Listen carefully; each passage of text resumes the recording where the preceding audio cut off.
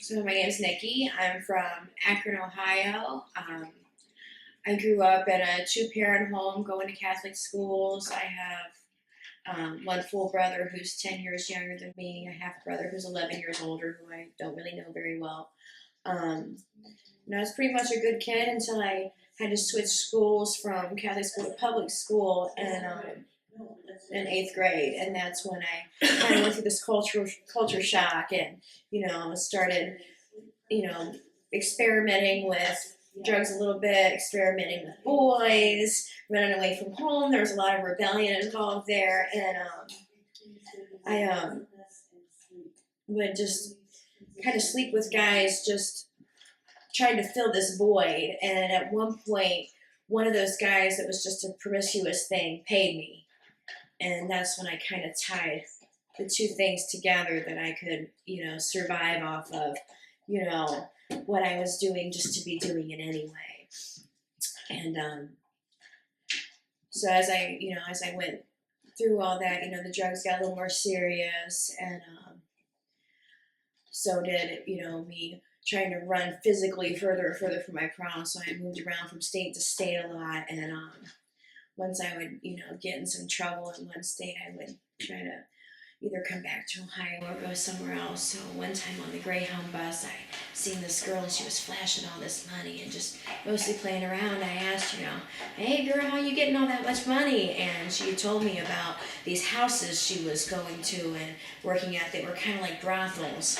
And when I came back to Ohio, the guy that she was working for, basically her pimp, gave me a ride back to where I was staying in Ohio, and we exchanged numbers, and that's when maybe a few weeks later, he called me and asked me if I wanted to go to New York for him, and that's when I started, working the houses all over the United States. We call them cat houses, and of course, when I came back, all my money went to him.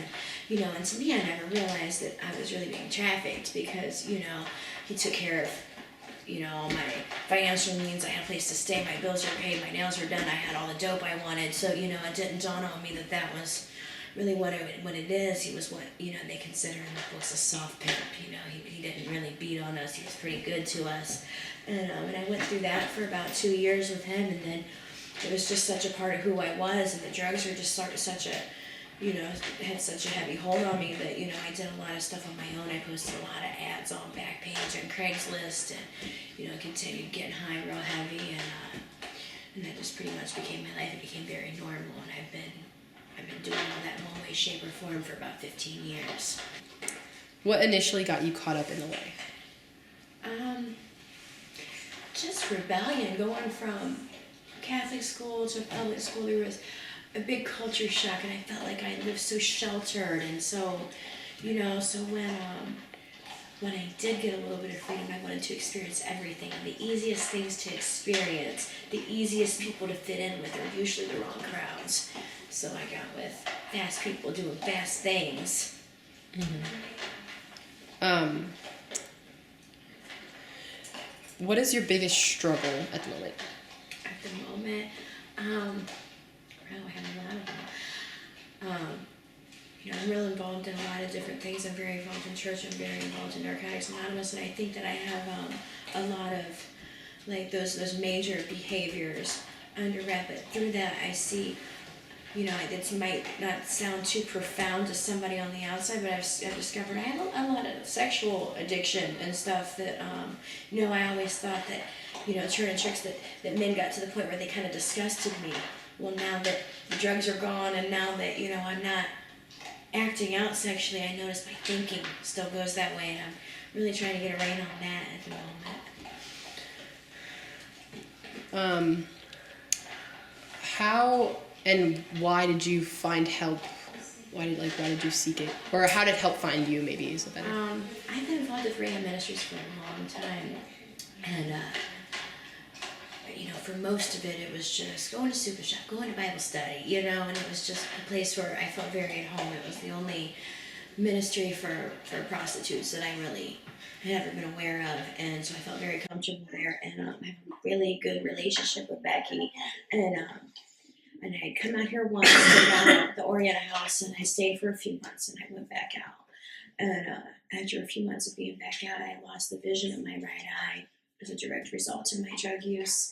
And I was living in abandoned houses, and my life was really, really awful. And one day, through one of our staff here that I seen over at our drop-in house, she seen me, and she's like, "Man, Nikki, this can be the last day that you ever have to live like this." And Rahab was having a brunch at one of the churches in Akron, and I went, and I just told Becky, "Man, I just surrender. And can I just please come home?" And Becky spent that whole day with me trying to get me into detox. She got me into detox, and I came back here, and this time's so different. This time's so different. Like, I really just gave it all to God, like, completely, no reservations. This is it. I'm done. What did the community do that supported you that was the most beneficial to you? I think Rahab Ministries having that drop-in house right there in the middle of the hood was real vital to me, because I always had some safe place to go and safe people to be around, people who love me and were willing to go to any lengths to try to get me some help. And for a long time I wasn't really willing to accept it, but I knew it was available. And when I was out there this last time, like when this happened to my eye, people that are very involved with this house and the different churches and stuff that are involved, staying very connected. But there really isn't a lot of community resources out there that are genuinely helpful. Yeah, and knowing that somebody that actually like legitimately cares about you, and it's not their job to care, that makes a big difference. Explain your goals and dreams.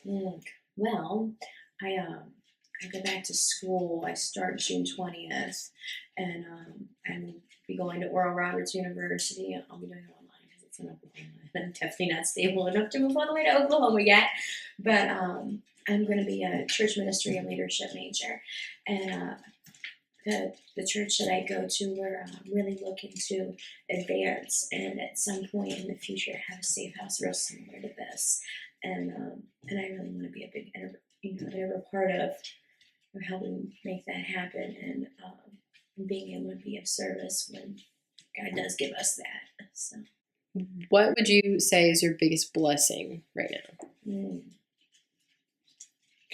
The immense amount of support that I have through a variety of places, through my church, through Rahab, through Narcotics Anonymous. I just have so many people who are so supportive of me that, when I do start to slip into old thinking, old behaviors, there's always somebody to like lovingly guide me back to where I need to be.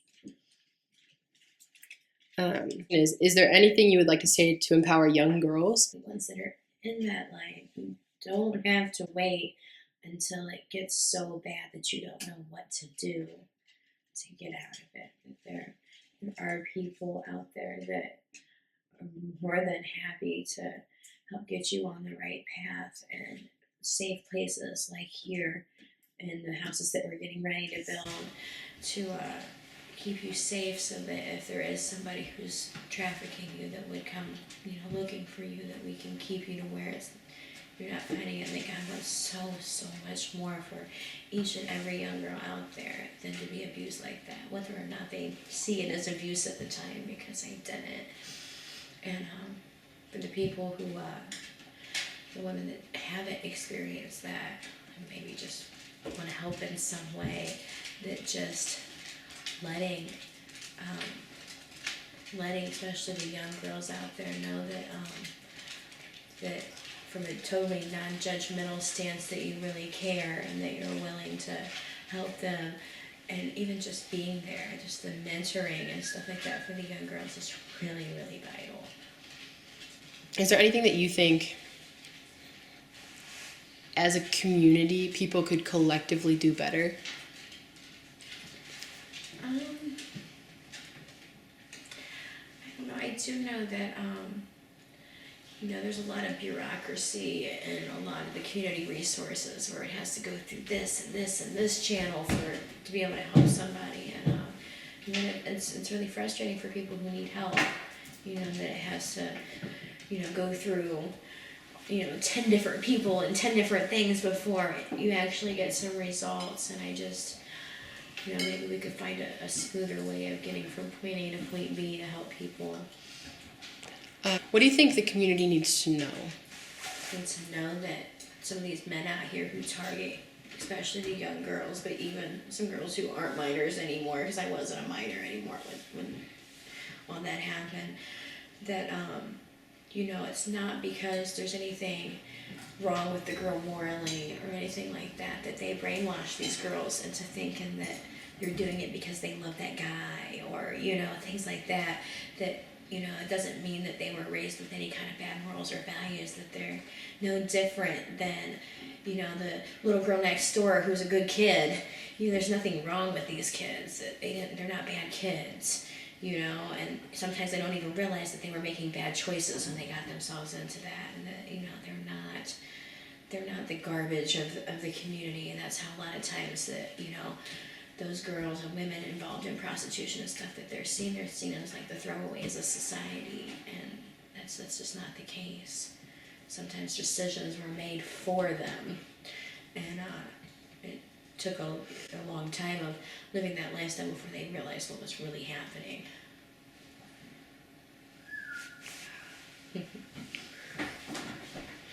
If you could give one piece of advice to people about either how to get involved or how to even become aware, what would you say?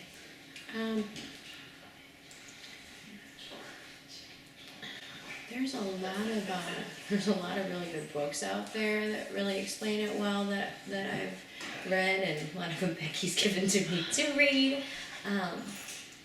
Stuff on programs that have been around for a while, people that want to help, like the Walter Hubbing there's a book, Running Lacey, stuff that explains stuff on the Covenant of Hope's a really big ministry that does a lot for teenage boys and girls that get caught in this lifestyle, because it's not just the girls, there are teenage boys that get involved in this too. And just remembering to look at people through the mind and the heart of Christ, that those are still God's children out there. A lot of people, I think, forget that. Forget-me-not.